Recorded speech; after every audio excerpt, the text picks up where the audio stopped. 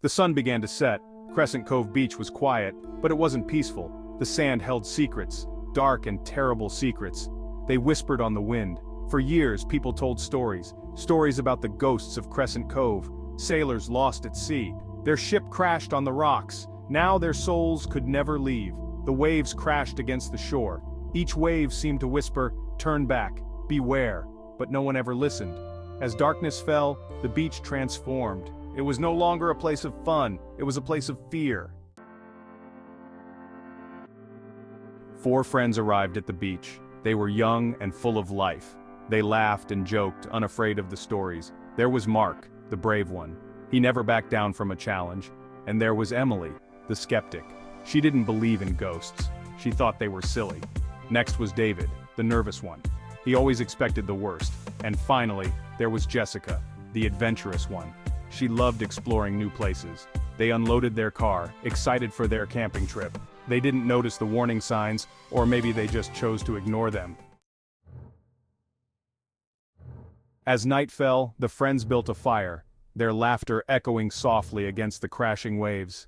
The flames danced in the darkness, casting eerie shadows that seemed to move with a life of their own. The wind howled around them, carrying whispers that mingled with the rustling leaves and the distant call of nightbirds.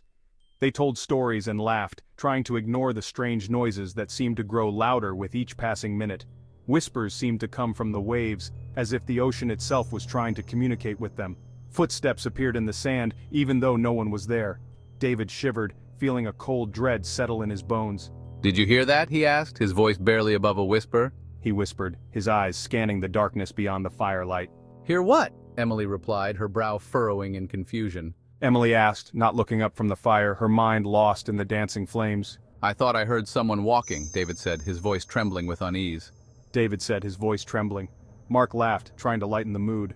"It's just the wind, David, relax," Mark said, though his own voice wavered slightly.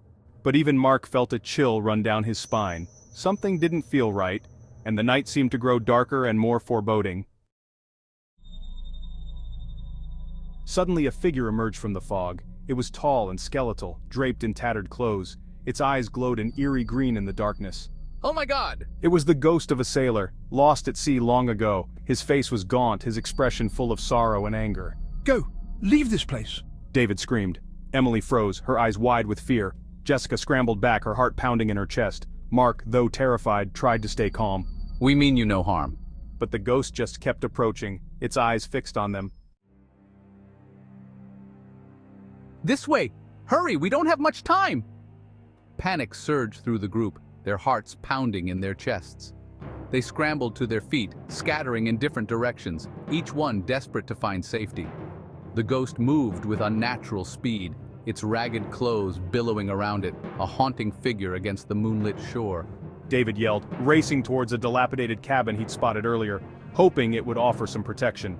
He could hear the ghost's chilling moans echoing behind them, urging them to flee faster, their fear intensifying with each step. They sprinted across the sand, each friend focused on escape, their breaths coming in ragged gasps.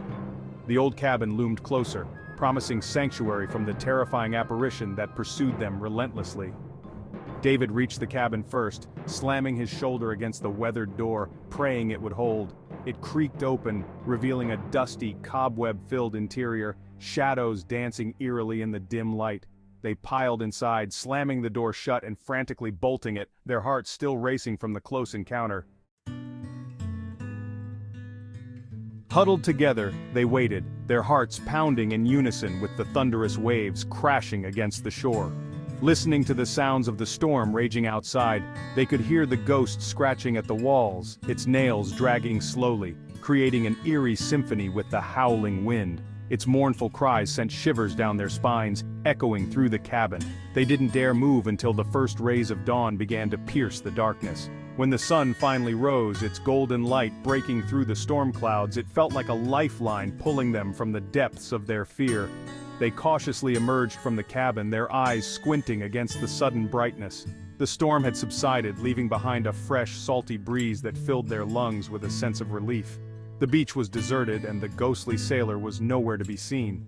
The friends were shaken, their nerves frayed, but they were safe. They packed up their belongings, their hands trembling slightly as they moved.